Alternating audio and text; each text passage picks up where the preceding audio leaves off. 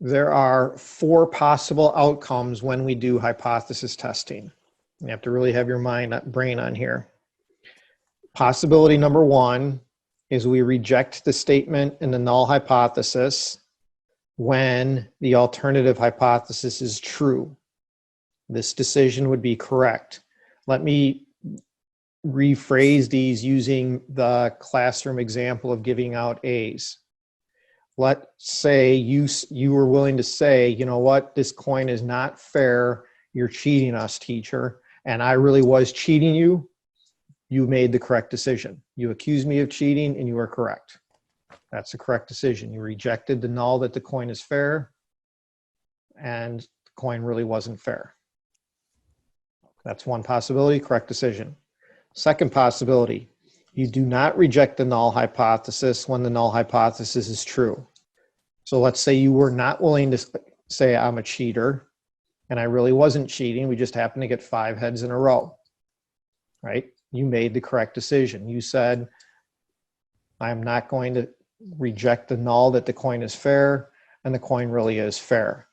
Correct decision. But there are 2 other possibilities here. The third possibility, reject the null hypothesis when the null hypothesis is true. So you accused me of not using a fair coin, that's rejecting the null, when I really was using a fair coin. We call that error a type 1 error, rejecting the null when the null is true. That would be bad if you accused your teacher of cheating when the teacher really wasn't cheating. Right. The fourth possibility is you do not reject the null when the alternative is true. So you said, you know what, I really don't think you're cheating. I think the coin is fair, when in fact the coin isn't fair. That would also be an incorrect decision. That type of error is called a type 2 error. So this table lays out the 4 possibilities, but I think what's easiest to understand type 1 and type 2 errors with is using the what's called the courtroom analogy. When you are on trial as a defendant, the jury is always instructed to assume what about you as the defendant? Innocent. Innocent. So that would be your null hypothesis, that you are innocent. And then the alternative, this is what we're trying to gather evidence to show, is that the defendant is guilty. Guilty. So let's lay out some scenarios here. Let's say you really did not commit the crime that you're being accused of. So you really are innocent. So the null hypothesis is truth. Mm-hmm. The jury hears all this evidence. The jury goes to deliberate, weighs the evidence, and comes back and says, you know what, I don't think there's enough evidence to convict. First and foremost, when the jury comes back and says, we don't have enough evidence to convict, what do they say about the defendant? He's still innocent. Is that what they say, though? When he's... Wait, so they bring the evidence, they don't have enough. They don't have enough evidence to convict. To convict. So then they wouldn't reject the hypothesis of you being innocent then. They do not reject the null, correct? And what do they say to the judge? We, the jury, find the defendant, what? Not guilty. Not guilty. Not guilty. They never say the defendant is innocent. They simply say we don't have enough evidence to convict. Okay? That's very, very, very important. You cannot use sample evidence to judge that the null hypothesis is true. You can only say, I don't have enough evidence to say it's not true. Big difference. I see where you're going with that. Okay? Mm-hmm. So I'm going to emphasize that over and over and over again. Never, ever, ever use sample evidence to say the statement in the null hypothesis is true. That's why juries come back and say not guilty. It's very, very possible the defendant did commit the crime. It's just the evidence presented wasn't enough to convict. Right. Okay. So anyway, you did not commit the crime and we come back with a judgment of not guilty. That's a correct decision, right? That's statement 2, basically, in our 4 outcomes. Now let's say you, the jury, deliberate and weigh the evidence and decide, you know what, we're going to convict and come back with a judgment of guilty. So, but you did not commit the crime. So they rejected the statement in the null of innocence, even though you really are innocent.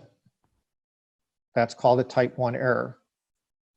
So when you hear the phrase type 1 error, just think in your mind, we just convicted the innocent. Right. Okay? Now in a jury scenario, we want the type 1 error to be as small as possible, right? Because we don't want to be convicting a bunch of innocent folks. That would be a problem. Yep. All right, now let's look at the other situation where you're on trial and you really did commit the crime. The jury weighs the evidence and says, wow, there's enough evidence to convict beyond a reasonable doubt. We're going to come back with a judgment of guilty, right? So they rejected the null hypothesis when the alternative is true. That's a correct decision. That's scenario 1 in our table. But if the jury weighs the evidence and says, wow, we really don't have enough evidence to convict, they come back with a judgment of not guilty when you really are guilty. So they did not reject the null, even though the alternative hypothesis is true. Right. That's called a type 2 error. So a type 2 error is letting the guilty go free. Gotcha. Are you with me? Yeah. Now, we're going to explore a little bit about the relationships between type 1 and type 2 errors, but the bottom line is there's an inverse relation between the two. As the likelihood of a type 1 error goes down, the likelihood of a type 2 error necessarily goes up. So we in the US court system want to avoid type 1 errors.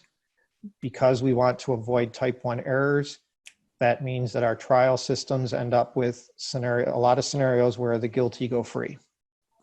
So what we're going to do in this example is lay out for you what it means to make a type 1 error and what it means to make a type 2 error in the context of an actual study.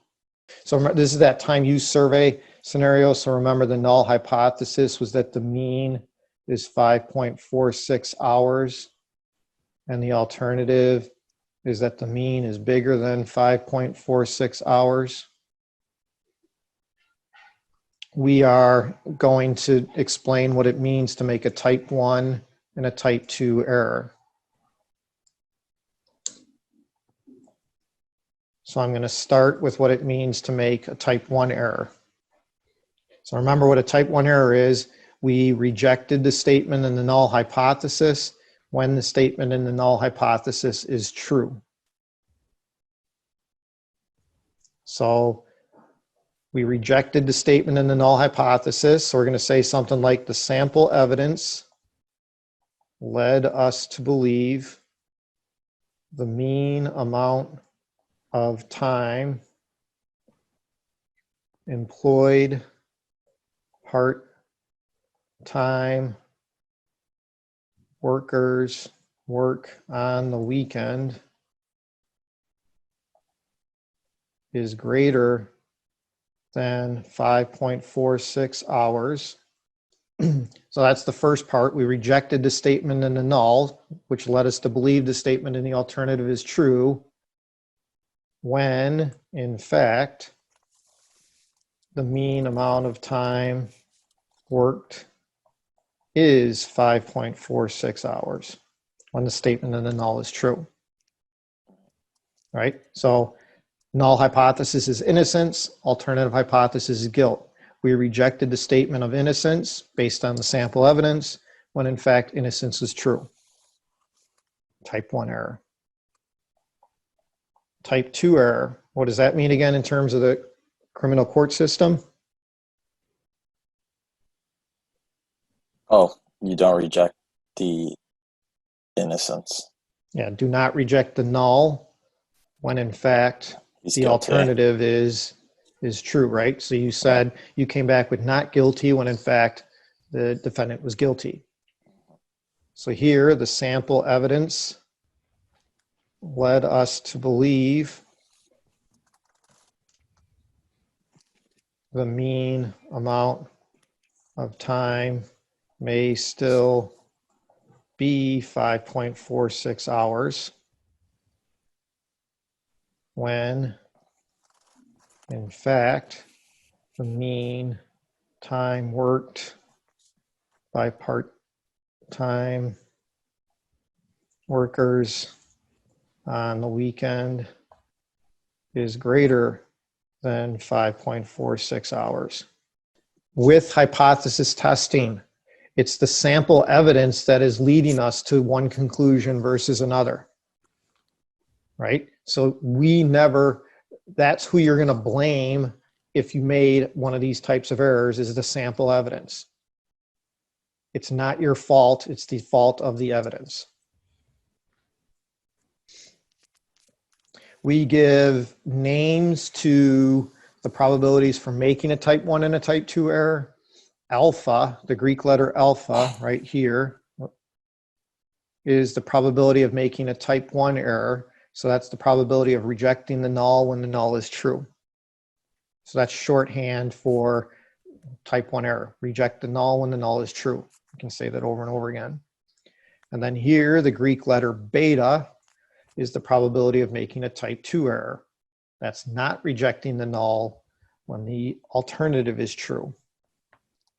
And as I mentioned to you, there's an inverse relationship between alpha and beta.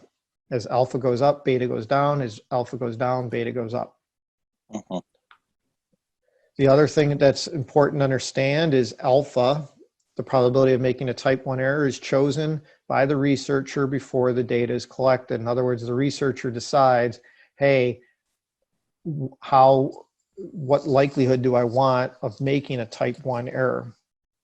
And the likelihood really depends on the scenario that we're judging.